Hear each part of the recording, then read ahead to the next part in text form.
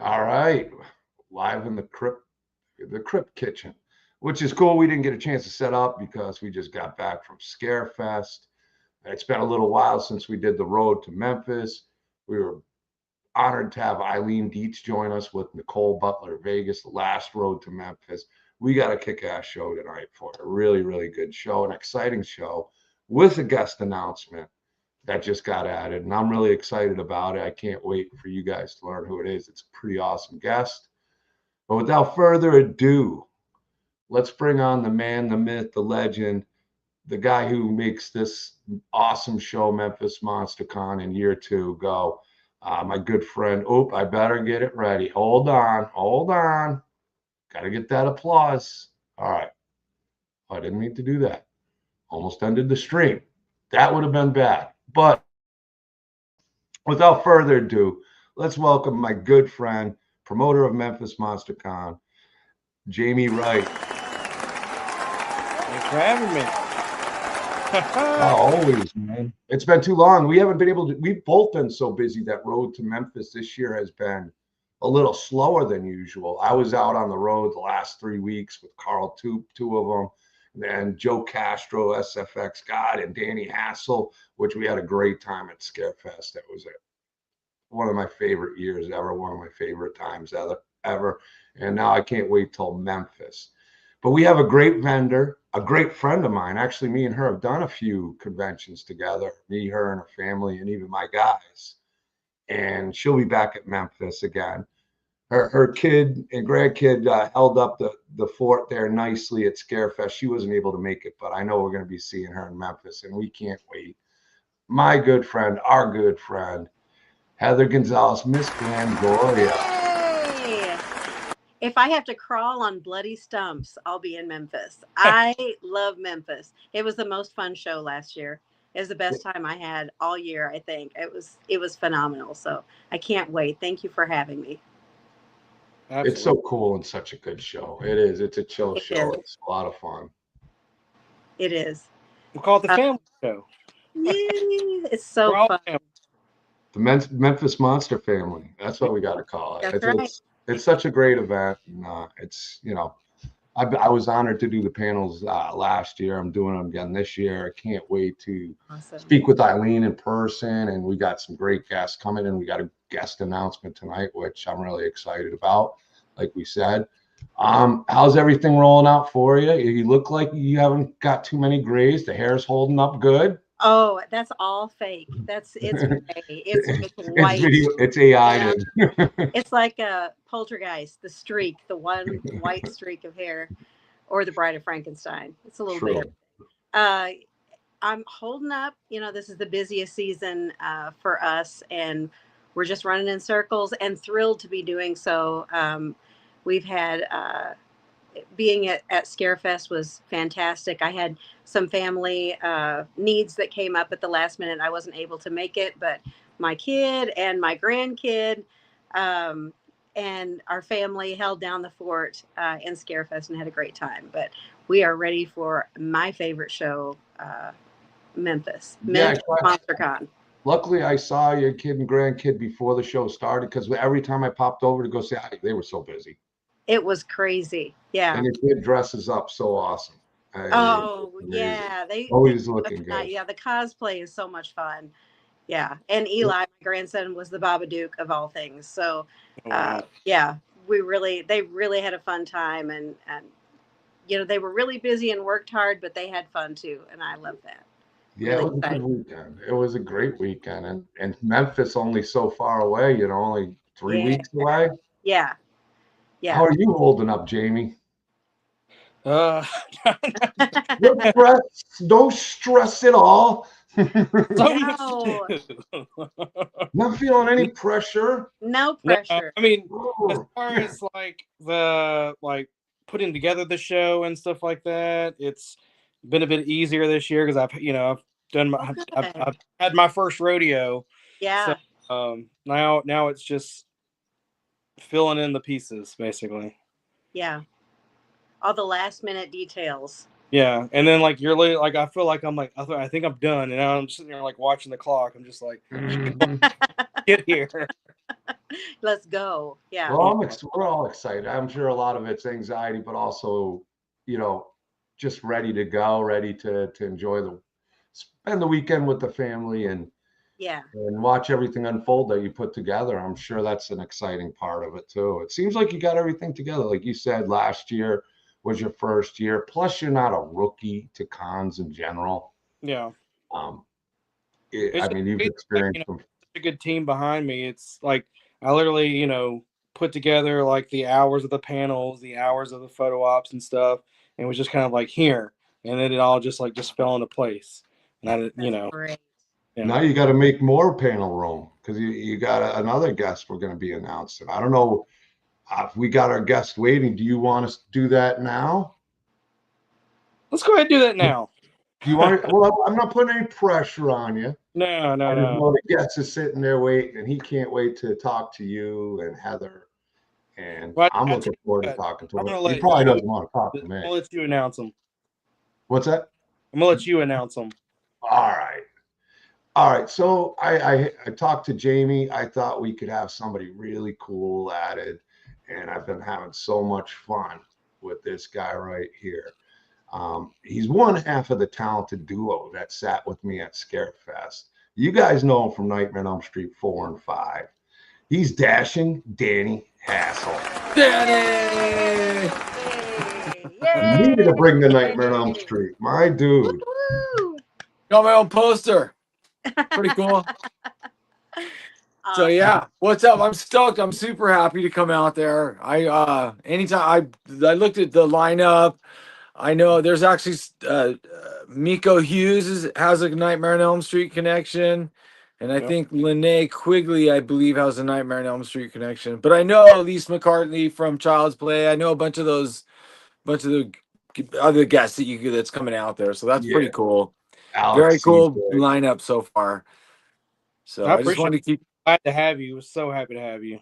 Yeah, that's awesome. I mean, I actually never lived in Tennessee, but I have. That's where my dad's side of the family. They're from right by Nashville, just south of Franklin, Tennessee. Oh, yeah, Memphis. I know Memphis isn't that. It's not, but for California, that's close. You guys are like, wow. I feel like I'm. So yeah, I'm happy. It's like going to some down home, some roots. So I'm stoked. Now, Danny is one of the most fun guests I've sat with. He just embraces the fans. And we got to spend a whole lot of time together. He introduced me to Robert Englund. I knew a lot of the cats, but I didn't know him. And Danny introduced me. I had a great night Sunday.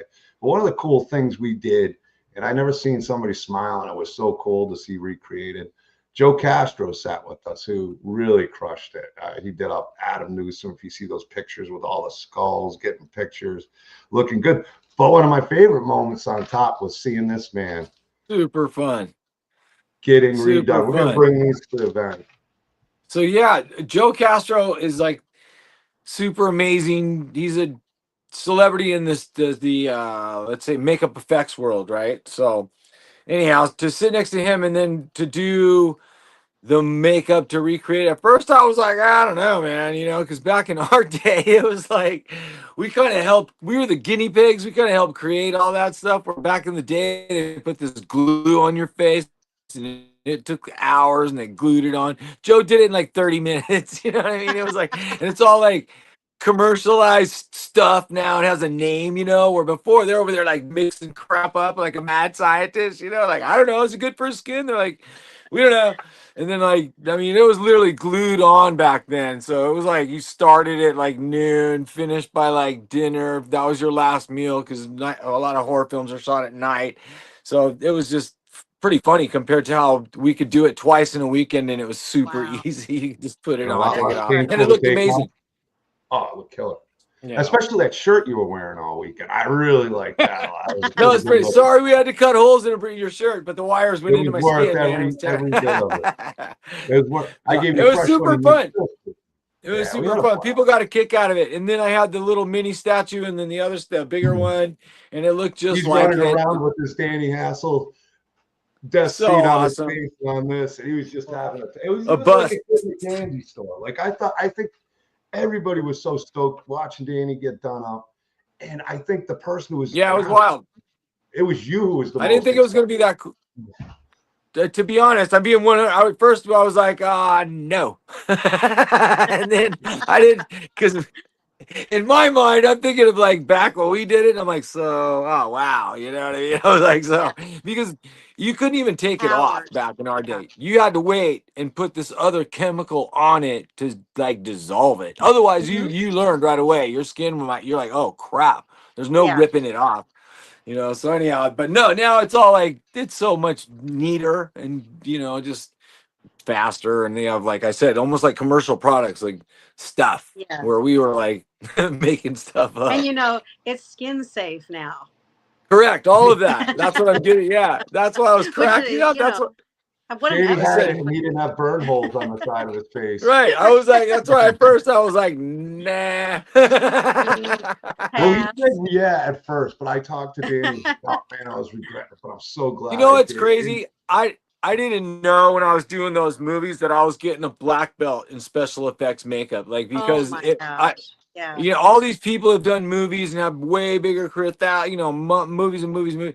In the two movies that I did with Nightmare on Elm Street 4 and 5, I have had every type of prosthesis done and sat in so many makeup hours in makeup chairs, and now I realize it was a pretty cool opportunity to be around all these crazy practical effects For where sure. people can do movies for years and never do any of that stuff. And so, and it was funny, it was pretty awesome, pretty fun.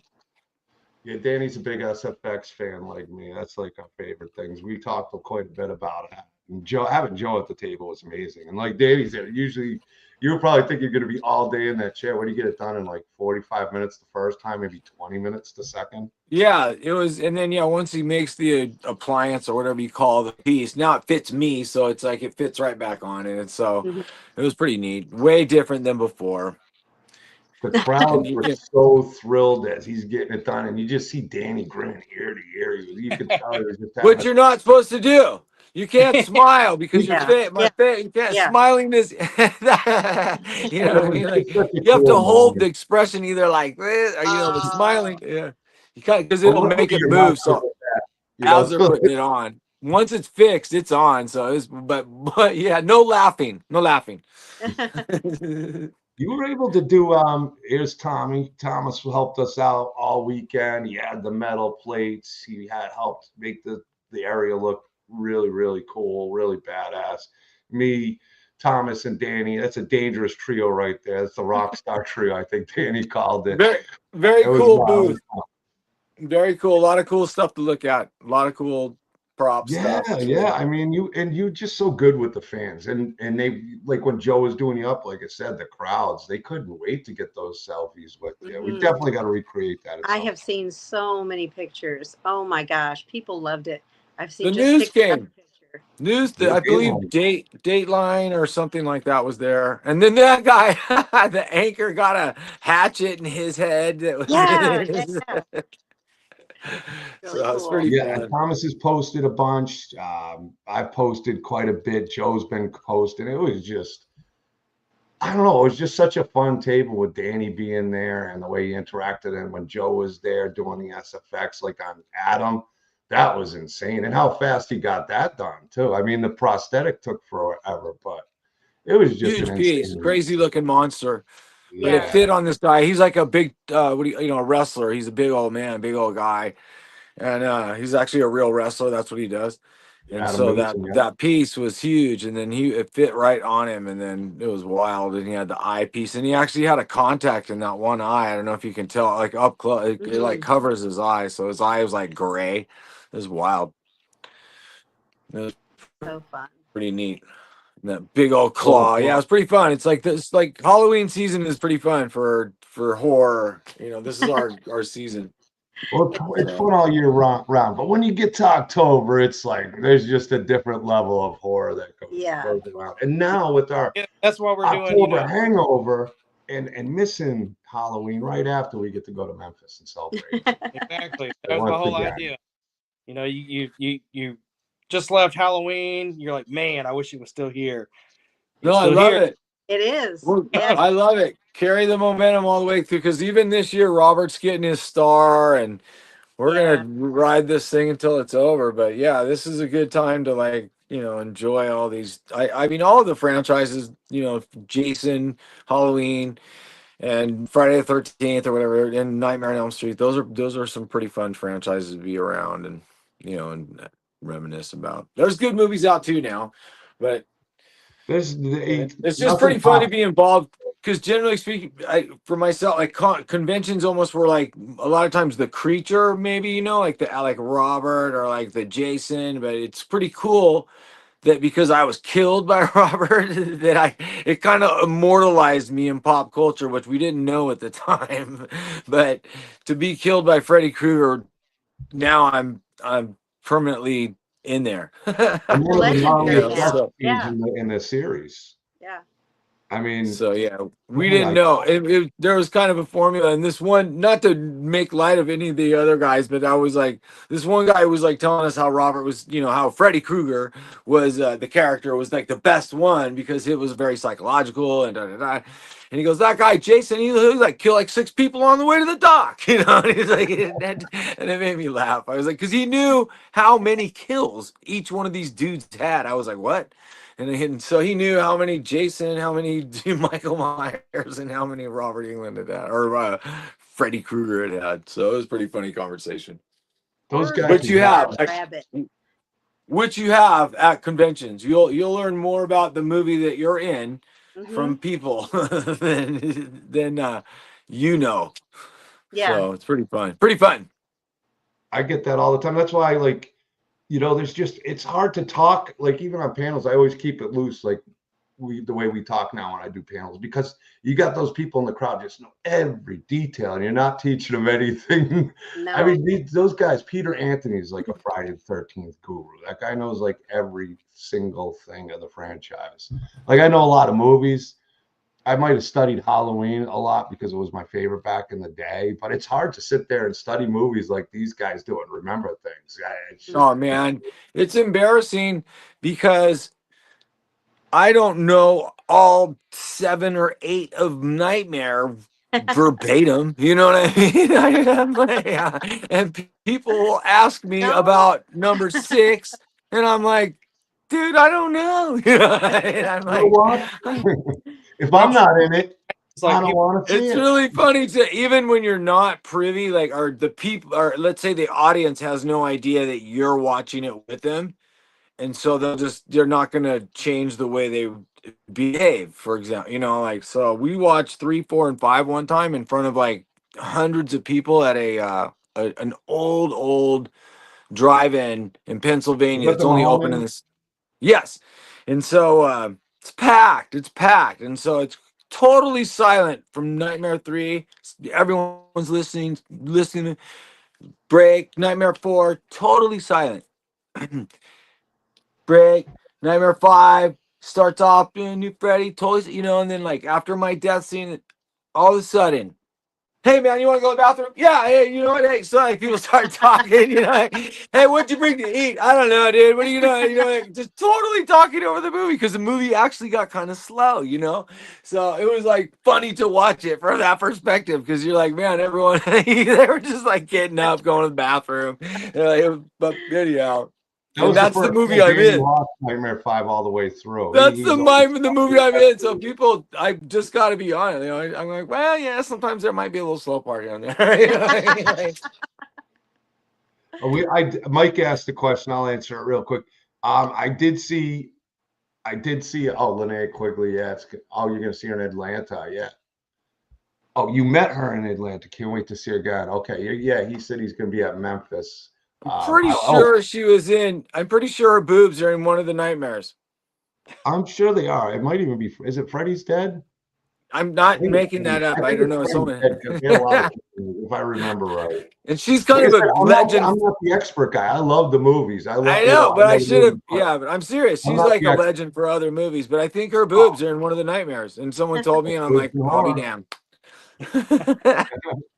But what was it? Oh, Thomas was asking about Angry Grandma. I saw Angry Grandma in a wheelchair when she was in a penitentiary thing. I walked by her a couple times. A lot of people seemed to really enjoy her. I wasn't sure how she'd be as a guest, but people loved her. She played all along with it and seemed like she had a blast. But I didn't really see her talk to him right now. Yeah, all the guests there, and you asked me if I see angry grandma, Mike. What's wrong? But yeah, Did you? I'm not familiar with her either. she's a Yeah, I'm YouTuber. not. All right. She's got a popular YouTuber where her grandson always does stuff, and she gets mad and gives the finger and tells you, "We'll keep it somewhat PG here." No, I kind of got the gist of it. I didn't have time to talk either, but I was like, well, you were a busy guy. Every time we were at the table, and Joe, we were busy. We were busy. And yeah, then, no, that's a big convention. That's a big convention. Everyone knows that's a big one. That's a big one, especially when I was making a joke because it's that's where the Kentucky basketball, Kentucky Wildcats, and all that, they're like huge.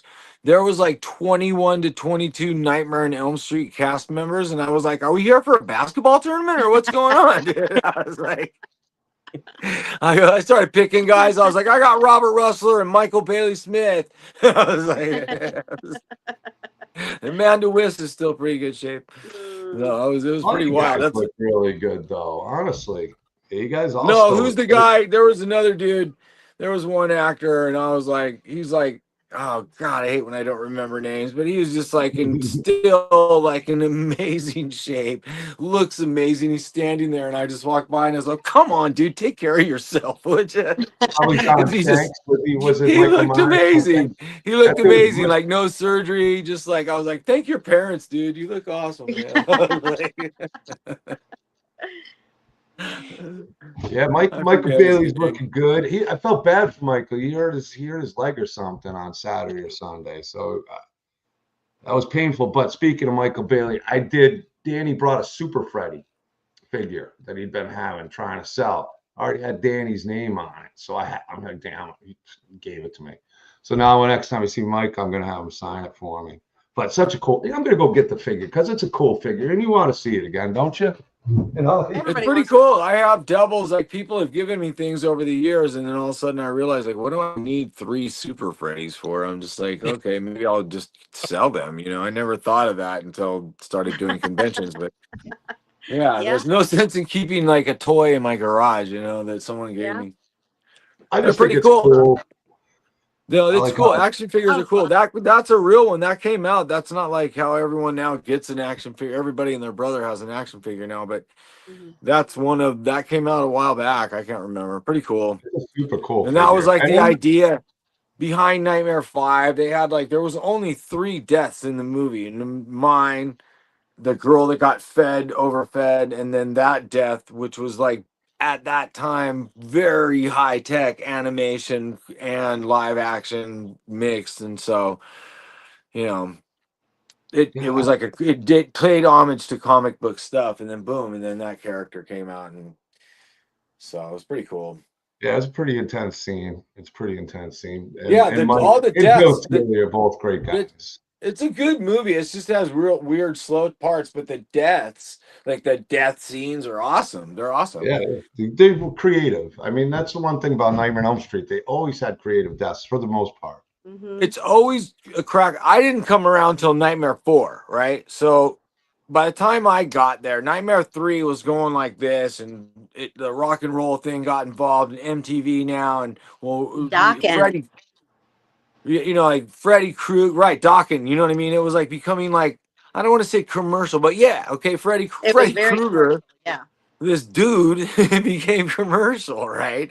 So now, like people go, well, how was it with working with Wes Craven? I'm like, dude, Wes Craven didn't work on any of our movies. He worked on number 1, you know what I mean? Like, you may have created it, but I don't know Wes Craven, I was like, so by the time I got there, number 4, Freddie Robert was a character. They wanted to see him as, say funny stuff and, to have lines and blah, blah, blah. So it was a whole different kind of movie than say the first one, because the first one scared the crap out of a lot of people, including myself. I was like, what? He was like this weird boogeyman. And then I didn't get to see it until it was on this thing called Showtime. People, it was brand new, and like the rich kid on your block would have Showtime or HBO.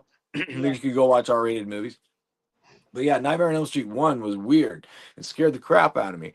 But then by the time I got there, it was like kind of like it was more pop culture on top. It wasn't correct. Just, they were keeping the kids in mind in a sense with it. super popular. So like, I mean, I don't mean to say that because I'm in it, but it was. That's what it was, a different kind of thing. So it has like this, I don't know, like a fun kind of thing versus being super scary, I guess. Mhm. And They then so incorporate yeah, that pop culture yeah, at and the then time. Yeah. in Nightmare 5, they tried to make it scary again, sort of. That was like the intent, I guess. But it was, I was like, now I look back and you're like, the cat's out of the bag, man. You know what I mean? He's Yeah. not really scary anymore, you know. So I don't know. I'm not, you know, that was Well, just I my two grew up cents. with it, so I know exactly what you mean as well. And but it's more embraced now than it was when it came out, which I think is amazing, and especially with the Absolutely. because you guys are all really cool. We didn't get really famous again until 25 years after. I swear. It's like, you know, even though this is what's wild.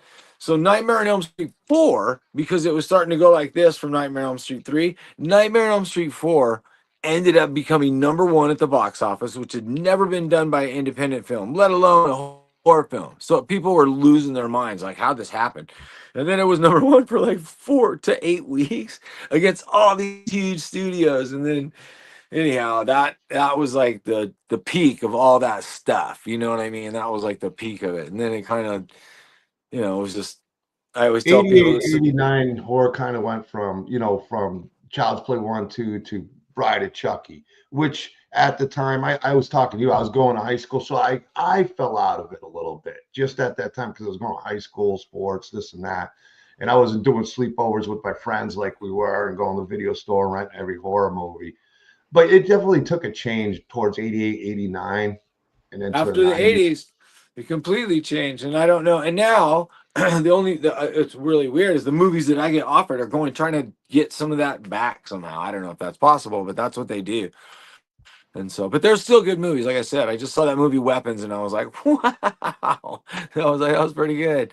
I was tense the whole time, but I don't really watch a lot of new horror films or anything, but I enjoyed that because, you know, I still rediscover some of our generation stuff that's just still good, you know. Yeah, I You And mean, then never know. doing practical effects.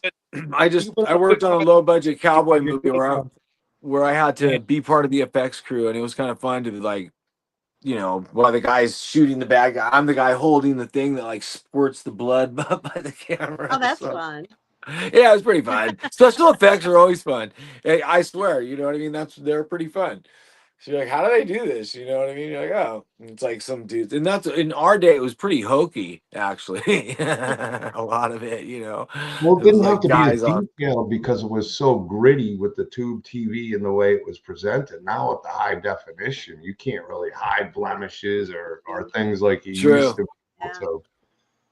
Yes, I mean I've talked to a bunch of people over the years, and it's like what some of the artists and SFX guys have taken from guys like Tom Savini and Lurd and just the prosthetics and the makeup, like you were saying, it actually not being deadly to your skin and causing problems to being done quickly, but the talent pool, these guys, those movies you were in, your death scene, guys like Mick Strawn and stuff as well, Oh really, yeah, I mean, at really. any time when you may have like 12 grown people working on you while you're on a sound stage or something. You got like all these nuts, you know, because special effects they all look like rock stars or just crazy people. So you know, what I mean, wild and hair, you know, and just making scars and holding your doing, you know, pretty funny Well, those stuff. Because guys a were lot in of their a lot of Vic my Tony. motorcycle stuff, I did ride a motorcycle in the street, but you go kind of slow, and then they use that for master cuts or whatever.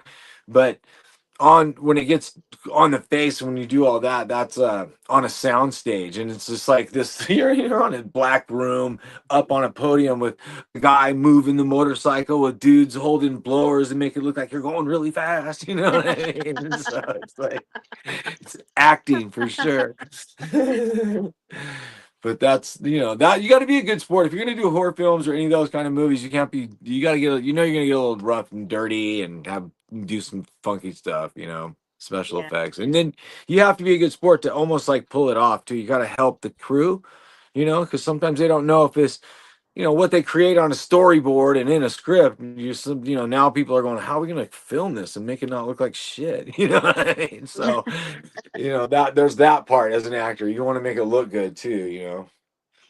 Well, it's So definitely one of the killer scenes, one of the most iconic scenes in the series. So, I mean, you definitely hold the title, and that's arguably the best death in the whole franchise. But there are some great ones. But there's it's just a up there with, bunch. I'm in the top 5 for sure. oh, easy. They always when they rate them, I'm in there when they rate them. It's pretty cool. People remember it. That's cool. That and being one of the hunkiest dudes of the '80s. I'm like an '80 hunk, you know. They were like I'm Danny we were Hassel. pretty good looking. It was like we were in there. It was like Johnny Depp, me, Rustler. You know, we were Tom Cruise was already famous. We had to get even more prettier. Like, you know, it's so weird. You're like, if you You look like at the it actors, prettier. they all look the same. It was pretty funny. It's kinda, you know. So yeah. You Speaking guys of all that, I still do pretty I well with the saw ladies. that's what was cool about this weekend is I actually did a television series called The Outsiders. It was based on the movie The Outsiders, and we did 7 shows. And then back then, if you didn't, they just shit canned you if you didn't make that night or whatever. It was the dumbest way to Yeah. make television. But and it was a very expensive show at Paramount. It was period, so it was in the 50s, and I was one of the socias, and David Arquette was 2-bit, and Robert Rustler was. I forget the character that Matt Dillon played, Dallas. Oh, Anyhow, so it was a huge cast, and they made the thing, and they they tanked it, right? But it was me and myself and David Arquette and Russell were in it, and so this weekend I was like sitting in the green room, and I saw David. He said, I was like, dude, do you remember that show? And he did. He's like kind of vaguely, oh yeah, yeah, you know, because the show never aired, but then what they did is the only episode where we had a lot of interaction, the socias and the greasers, was the show that I was in a lot, you know, because I only had like a few lines every now and then. I was like, you know, I was a regular, but not like the main cast. The greasers were the main dudes. I was like I would be the character that Leif Garrett played in the movie. And so what was my point? So then every now and then I get a $25 check from Warner Brothers and what they did is they made it into a 1-hour TV movie called The Outsider, Storm Warning or whatever. And it was that episode kind of they made into a movie. So if you ever see it, $25. it sucks that they didn't come out there. I mean, what a Yeah. cast. You, Robert Rustler, Arquette. Yeah, no, I can't remember. I think Seth Green was in it. I can't remember all the dudes. It was like and then the girls were big too. They were awesome, but they did other stuff. But anyhow, no, the show never took off. So That's a it bummer. was I pretty. love the movie though, and I love the book. Yeah, no, it's loosely based on the same stuff, and it's super fun. It's just it would have been a great show by any day standard. But that's like, who knows? I'm not a tell that people 90210 became popular, and that was like a huge show, and so that's just You what didn't happened. watch it every week? No. Every time I auditioned for it, I was like, "Hey, Jason Priestley, you're like Love this the big." show. I was like, "You're a tiny little dude." I look like a giant football player next to him. And that was like when we were young. I wasn't skinny. I was still big. Like they were little guys, so it was hard to get cast on that show. But Yeah, well, it's tough. I mean, when they launch, they do what do they call it on TV? I forget. It's been so long, but you get a chance to see how the reactions are, but you didn't even get that far with it, which is unfortunate. They just put no. it together like a small movie. Well, that's what they did. They weren't. I don't know how it worked. Actually, what they did back then is you went for there was like Monday night, Tuesday night. When you fought for episodic television for that time slot on that night, and so that's just you would battle whatever show was big that night. And they wanted that show to battle like 90210. They wanted it to be successful, and instead of moving it to another night. But They're like, no, we'll put it on the same night where the most popular show is. You're like, that's dumb. It was so Right. much more competitive back then, though. There was only so many channels. You didn't have the internet. You didn't have cable where you got 6 million channels. We were lucky if like HBO would play a movie you really liked or a TV show would be on. So it was a battle for all the shows, I can imagine. Yeah. And then there wasn't advertising for yourself. Like everyone's like, you didn't have, you can be, like I said, you could be on the internet and get famous now. Well, back then you had to, you could do 6 movies and people still didn't know who you're, they're like, who's that guy? Like, and then even Nightmare, when it was #1, I would be in the, what's it called? Uh-oh. What's happening out there? Oh, anyhow, could be a homeless person stealing my bike. I don't know what's going on. I live in a neighborhood where you gotta lock your bike up in your own yard. You know. You forgot to put the lock on tonight, didn't you? No, I locked it. That's why I'm like, well, we'll see what happens. We'll find out after the stream if it's still there. But yeah, man, I'm so excited you going to Memphis. It's going to be such a cool weekend. Like I said, No. anybody who met Danny.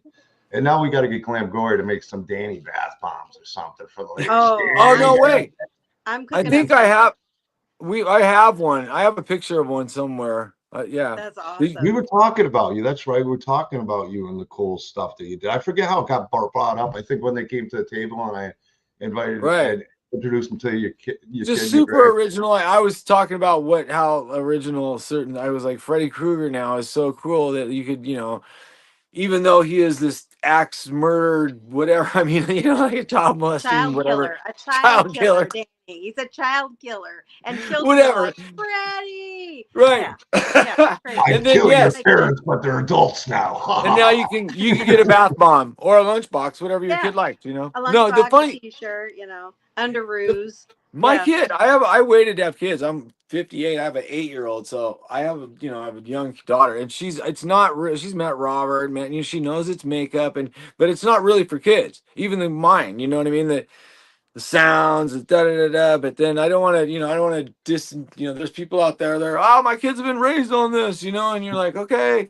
but it's, I don't know. So my kid's a little too we're still with Gabby's dollhouse. We're not really working with the Gremlins. Yeah, no, she's been to conventions, she's been to real good horror conventions like this, even any of the ones we've been to, where you're going to see cosplaying, and she's seen me in special effects. So that part of it's cool because she knows that that's just makeup and make believe. So that part of it's neat. Kids will pick up stuff just from pop culture and never have seen the movie. So they, that's, I think, definitely in the 80s. I don't think most of the kids had seen the movie. But it was definitely kids were into Freddy. Freddy was a part of everything. He was part of pop culture. It's international. He's an international, anywhere. That's where he really is. So yeah. So now it's so old now. Now it is more like you said, pop culture than it was this actual boogeyman. So yeah. But the Babadook. My grandson wanted to cosplay as the Babadook at Scarefest. And I know he's never seen that movie. Right. He lives in the same house. I know what he's watched and what he's consumed, but it's because of pop culture. He knows what that is. And I said, "You want to be the Babadook? That's pretty spooky. I like it." And he goes, "It's not spooky. It's an allegory for grief." I think it's like with Art the Clown. I think most kids haven't seen Terrifier. Oh yeah, but they're into it. They've never seen Psycho. You don't even know what that means. Yeah. I mean, I love those old school horrors. So those are the fun ones. That's the ones I got introduced on. And I think my parents took me to Gremlins, not realizing, because it was all that was kind of like a weird promotion. It turned out. My mom took me to Jaws in '77. I saw Jaws and I was 10 years old, and it was I don't know if you guys remember the opening scene of Jaws when she gets drug around and all that. I was just pinned when I was a kid. I was almost mad at my mom. I was like, really? What? I was I can't even take a bath now. Right? He's in there. Yeah, that was but then, I don't know. We surf too now, right? I didn't like scary movies when I was a kid. I went to The Changeling when I was a young kid, and I was like, I don't know if you guys know this movie called The Changeling. Oh, that movie is so scary. It's so subtly scary. It is slow scary. Yeah. I didn't like the sound, the music, and I was like, I'm going to the lobby. And it freaked me out when I was a kid. I told you Danny was watching 90210. They were like, what a wussy. I was like, that's all right. I know a lot of people that didn't like horror movies. A lot of people in horror movies aren't even fans of horror movies, but they're they're not in a negative way, but it's just not their thing. I just don't like being home alone after watching them. I like watching them at 9 and then having the day, but then when you watch them at night and then you're everyone's gone and you're in the house. You need a Danny next to you. Yeah. We're gonna get Danny one of each, so for sure. But these will bring down there. This is actually the first one we ever did. By that wooden base. Really? All right. Well, Lonnie and Jessica McCollum, got to give them a big shout out. And Eric and Mauro Misovich, who did the files and crushed it on the file. I mean, it's a great piece. It's You guys amazing. are going to see it in person. All you that are going to Memphis, it's even all more unbelievable in person. It definitely is spot on. And then when Danny was dressed up, it was definitely like, man. No, it was perfect. That's Yeah, so it was awesome. Pretty fun. Yeah, so it's we got Danny coming now. We got so many great guests. Finn Carter's doing it in costume, Nice. which is cool. I just watched Tremors again today. Yeah, I just watched Tremors like 2 days ago. I love the first. Tremors, I Tremors has like one of the best posters ever, right? The it's like the poster, like the stand-up poster. I don't know. I just remember though, it's like the creature coming out of the ground, right? Yeah. It's like a great. I don't. In my day, like posters were rad. You know what I mean? That was like we stared at the poster because that's all you got. Oh, you know, like, you know what I have yeah. that Michael Toth reminded me, and I got him, Right. and Oh, I'm waiting. there's another. Yeah, thank that guy too, because my skateboard decks and everything, Michael Toth's artwork. Yeah. And I Those was are glad he gorgeous. remembered to do this, and he saw this image. It was like, what about this? Because everybody remembers this part a lot, Yeah. but there's a brief moment where it's kind of like Bane or whatever you want to call it, just Yeah. straight out of a comic book kind of deal, look, or a horror movie. Yeah, that the one that you're holding up now, that actual prosthetic. So when that hole and I completely morphed and became that thing, you know, I'm now completely. So what they did is they peeled it off, and they were silicone back then, so it's probably deteriorated a bunch. However, they peeled it all off and then put it on the stunt driver. He was roughly my same size, and then obviously you're not going to do close-ups on a stunt driver. He's just got to do some crazy driving. Maybe 5 years later, that thing, someone sent me a screen grab. It sold for like $2,700 on eBay. Someone has it. Someone has Wow. that, and they have my leg from my thigh and then to my foot. It's like my foot up to my thigh because it's not, obviously. But I had to get that cast. That's what's so crazy. I had every part of my arms, my face, my bust, and my legs, and they had to put that goo on there and all this. You know what I mean? And then they make the piece. So that also, and then it has like my foot and my leg in it and all this. So that, and it has the wires in it. Someone else has that. Someone else owns it. It was like that prop. And Wow. so, yeah, pretty Somebody cool. needs to make the leg lamp of that. That's what it kind of looks like. Only like kind of like torn up and burnt. It is. It's like it's like, it has like the pants are all burnt and like the legs are all kind of cruddy or shredded, and then the wires had already gone into the leg, and I was like, and I might have someone my file guy do one. I mean, we might have someone to has get it. my file guy and Lonnie on that. That'd be a pretty cool piece. Along with And just to let people know, so when we were doing that movie, we had no idea how we were going to do that. So what they did, that we go in one day and they weren't even running color yet. They were just practicing. So they go, "Hey, let's get your arms out." And then we've tried, all these ideas, and they go, "What we're going to do is we're going to dress your arms and then just stay in this position like you're on the motorcycle." So they put the wires in both my arms, set up the cameras, because then it's almost like like the cameras are on some, it's not like this action shot or anything. We're trying to figure out this thing. So I'm on the bike, and then on action, literally, there's like six, each dude on one wire. It wasn't like some machine. It's like a dude holding the wire. So they're like, action. Then they pull the wires, and so they went, and then they came out of my arms. So then they went back.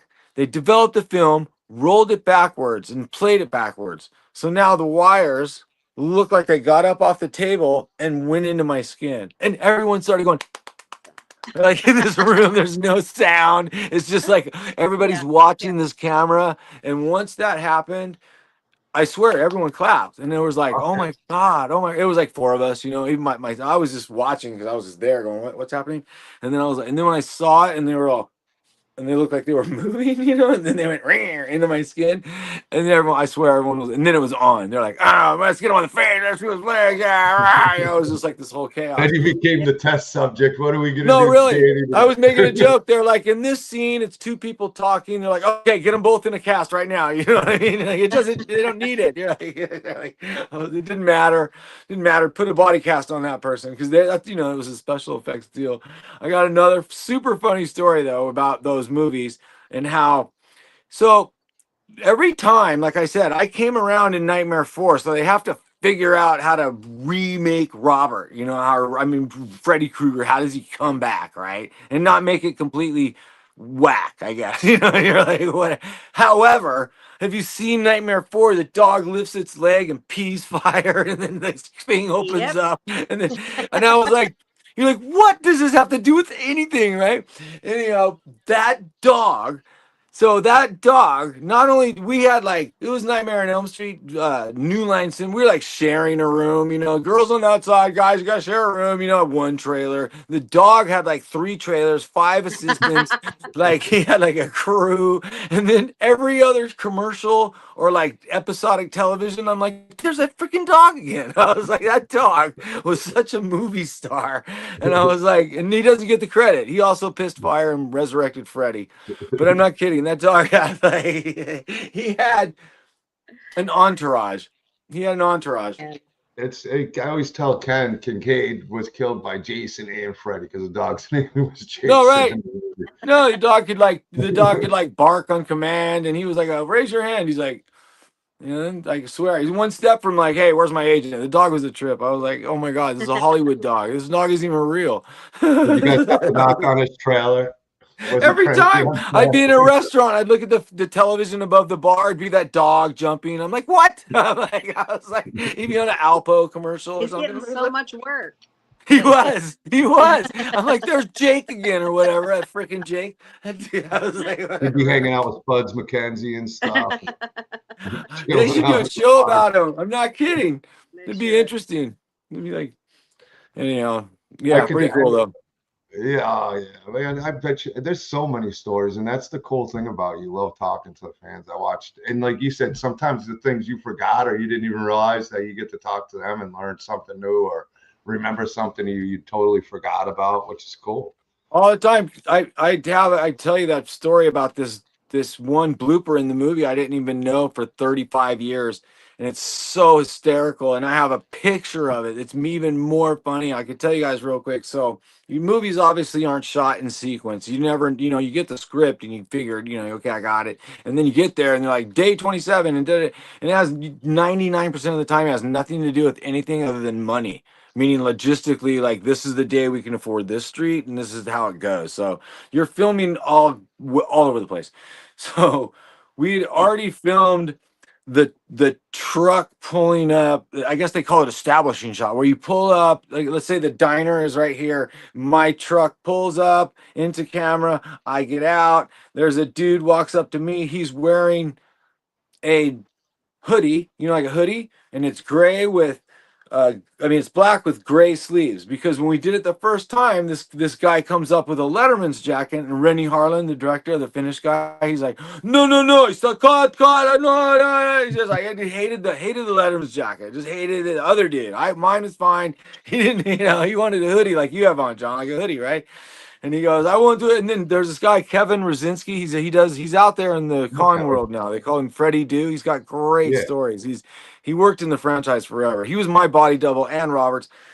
And so it was Kevin. He was standing there and they go, you, what about that shirt? And they took Kevin's shirt, right? He's just like, all right. And so he takes his hoodie off, gives it to this dude. The dude takes the Letterman's jacket off. Back to one, and I roll up in the truck. I get out. The dude walks up. Now he's got the hoodie on with the gray sleeves. We shake. What's up, bro? Cool. And then we start walking towards the diner. Cut to inside the diner. The diner door opens. I walk in. I'm walk in with the dude with the Letterman's jacket, because the day we shot the door walking into the diner, we're like, "Where's the jacket?" Or it was like weeks later, we didn't know where the other dude was. It was like completely different people, and I didn't know that for years until Kevin showed it to me, and I started laughing so hard because I have one of my headshots that I sell, like that I sign. I'm in the diner with that guy, like literally right in the background with the Letterman's jacket on, and milliseconds before that in the movie, it's a dude with a hoodie on. Actually, I do talk to Kevin a lot. He did tell us that story. I had him on the show before. He's hysterical. Oh, he's a good dude. I talked to him quite a bit, and he's working on his book. So we'll give Kevin a big shout out over here. Because he's good at telling the stories that, like, because they usher us off the stage a lot, like, okay, perfect, get him out of here, you know, and then they take us back to the trailer. Meanwhile, the shit falls over and people are like, oh, the shit's on fire, you know, we got it, you know, with fire extinguishers. It was crazy. It was guerrilla filmmaking back then, you know, like, that's kind of, we got like, they're like, we got enough stuff to do this 2 times, so hopefully we'll get it, because if we don't have enough money to do it again. You know what I mean? And that's like, no pressure. You're like, and so it was pretty, that part, was a crack up, because you could be filming in the neighborhood and a block over, people are like, what the hell is going on? And then you could walk from, the stage or whatever, the set, and then to the car, and people would lose their shit because you'd have like like, oh my God, there's a person with like, blood and whatever. It's just crazy. And you never know. You never know. War films, there's this one, I believe in part 5, where the camera goes down Freddy Krueger's mouth, right? And goes into his body. It's like, that's the effect. And so, because we didn't have CGI, the camera like literally goes right towards his mouth, and then it cuts to an actual life-size thing. And so one day they had all these, that's why maybe Linnea Quigley's booth, but it was all these girls and dudes walking around naked. And these weren't like Playboy. Everyone was perfect. There used to be a naked, people are like, what? They're all like naked. I'm just walking. I walk in. I'm just trying to I'm trying to go to makeup. I'm like, what the hell is going on, dude? And it's like, I look, all naked women, all naked dudes, and they're just like, having coffee. Like, okay, waiting for the next shot. I'm just like, and that's what it was, like this big latex thing, and they would like press their bodies into it. And so that's and then the camera would go all around like this. And then so as the shot went into his mouth, that's what you saw. And it was naked bodies. And so, and then while you're trying to like there's a normal day at work, you walk in, you're like, good morning. And girls are showing you their what do you call their like portfolio, and it's you're like, this is great shots. It was a tough job. Yeah, like everyone's comfortable being naked too. You're like, you okay? All right. Everyone's naked. All right. I can't get a love in Memphis, man. I'm telling you, Danny is wild. The most fun, dude. Every time a fan comes up and tells the stories, or you're one of those guys who's just going to tell these stories to some of these fans.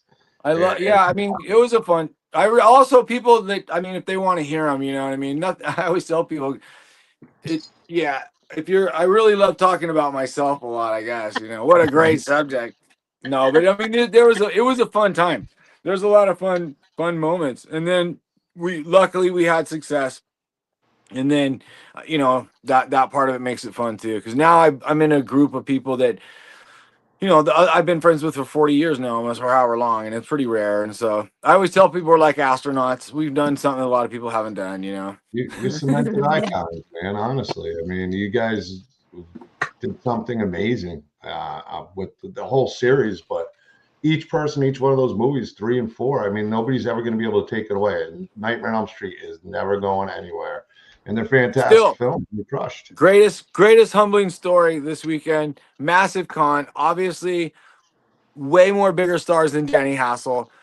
And of course, my boys, Doomsday Crip. We roll up to the thing. We roll up. Security's there. They're like, yo, buddy, what's your deal? They don't even, you know what I mean? I'm filming. And they're like, sir, you need a pass. I'm sorry. No, you can't be here. And I'm like, so I'm filming myself. Like, so that's when you've made it, when they kick you out of your own gig. They're like, no, dude, you need a pass. But listen, though, they were so funny and so cute. So this one dude comes up to me the next day, and he goes, "Hey," and he was totally serious. He's like big, got a beard guy. He's got a big guy in security, and he goes, "Hey, man, one of the guys at the thing," and he goes, he reaches in his pocket and he goes, "Hey, just in case, I got you a permit," and I was like. And he hands out this piece of paper and it says handwritten, it says permit on it. Like handwritten. And then I was like, what? And then I looked at it, and when you open it up, it says, "I do what I want." Great though. And we needed I've it had that week. in my pocket for 2 weeks. No, I'm just kidding. I've had it for like the rest of the week, John. I'm like, hey, I got a permit. And people have been taking me serious. It was great though. We definitely needed It was that hysterical. I permit used that joke all weekend. Yeah, you had it. It was cool. It was funny because he showed it to me. I had no idea. He's like, "Open it up." Just silly but funny. But if you were there that weekend too, you'd know that It was super funny. They were so nice. Everyone was so nice. That woman felt so embarrassed. And trust me, I know a lot of people don't know who I am. It isn't the first time I was at a panel once and they didn't introduce me and Andros Jones.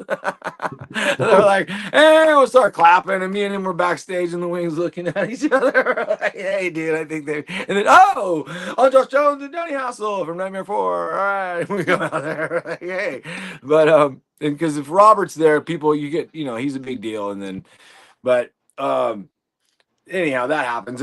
But like, I don't expect every single person to know who every single person is at a convention. So and then they were super duper sweet afterwards. That's the same people who gave me the permit. Well, I was sometimes like, when you tie it together too, I mean, because you're I don't want to say you're a shy out of the spotlight guy, but you're not on social media all the time and stuff like that. So, and you've been great about coming on with me and stuff. But people get to know you again and go, "Okay, Danny." And once they recognize you again, it'll never get forgotten. Nobody's not going to have that problem with you, especially after Scarefest this year. hey, I man, think I got my own poster. Everybody knew who Danny was by the end. I got my own poster. No, listen, this is a hard one. Look, everybody's got the fancy ones, that you fold up and everything cool, right? Well, I have that one as well with my stuff. But I went to Canada and they gave me this, and I'm like, "What are you gonna do with it?" And they're like, "Well, I go, "Can I take it?" And they go, yeah. So I took it, and it doesn't fold or anything. You can see the size of it, and I carried it from Canada to Los Angeles in the plane, and everyone through security, and it was the funniest conversation from Toronto to LA or whatever. Everyone was. I folded it. I would at first it was so obnoxious. I had that like the white side out, and then the people over there would be like, "Who's Danny Hassel?" Like, it's me. And then when I got on the plane, it was so funny. Everyone was laughing so hard that I had to put, like I had a window seat, and there's a space in between the windows right there. They let me slide it right there.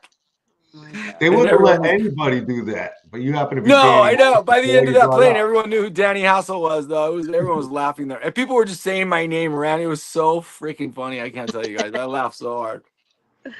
It's got to be nice, though. It's got to be nice when the people start recognizing you, like after you explain it to them and everything. Well, they know in a crowd. I guarantee. No, if they're in my age group, or definitely if they're like, someone's gonna know. They'll be like, "Wait," and some dude will go, "You're Dan Jordan from Nightmare 5." And they'll know all of them, and everyone's like, "Whoa." So yeah, it always happens. It'll happen in random places, and I still get stoked. I was like in a supermarket one time, and I swear, because the documentary, this has been like 5 years ago, whatever, and it was this supermarket, kind of pretentious.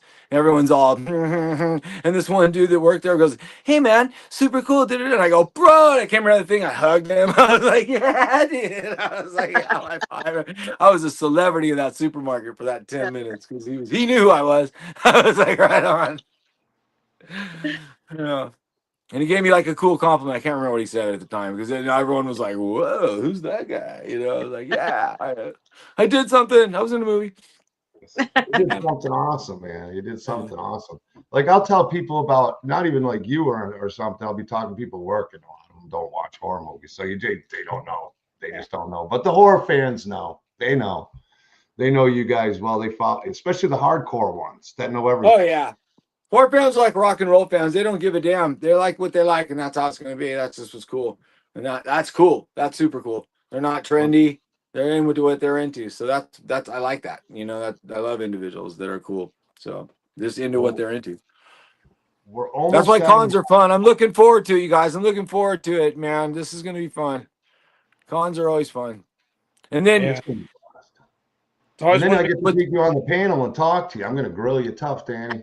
I don't Tough mind. I'm interview. not scared of questions. So But, yeah, no, it'll be fun.